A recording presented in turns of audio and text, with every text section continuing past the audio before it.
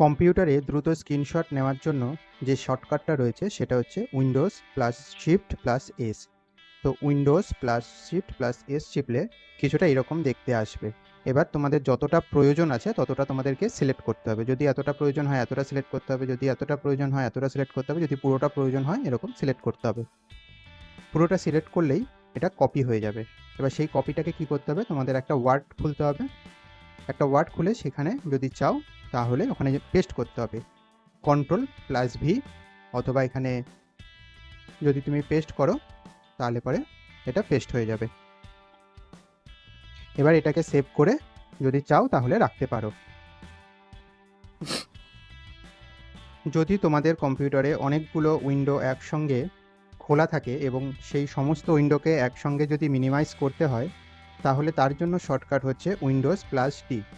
উইন্ডোজ+D যদি একসঙ্গে চেপা হয় তাহলে সমস্ত উইন্ডোজগুলো ক্লোজ হয়ে যাবে। আবার যদি উইন্ডোজ+D আর একবার চেপা হয় তাহলে সেগুলো সব আবার একসাথে খুলে যাবে।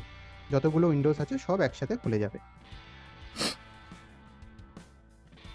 অ্যাক্সিডেন্টালি কোনো কারণে যদি কোনো ফাইল বা ইমেজ বা ভিডিও বা লেখা যদি ডিলিট হয়ে যায় তাহলে সেই ডিলিট হওয়া আইটেমটা ফিরিয়ে আনার জন্য শর্টকাট কি হচ্ছে Ctrl+Z।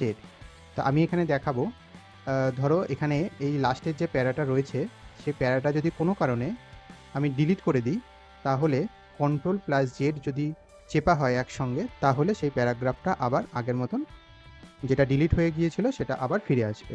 তো এরকমভাবেই যে কোনো ইমেজ বা ভিডিও বা কোনো ফাইল যদি ডিলিট হয়ে গিয়ে থাকে তাহলে পরে সেটা Ctrl+Z যদি চেপা হয় তাহলে পরে আবার পুনরায় ফিরে আসবে। তোমরা কি কি কপি পেস্ট করেছো সেই সমস্ত কপি পেস্টগুলোর হিস্ট্রি দেখার জন্য শর্টকাট হচ্ছে Windows+V।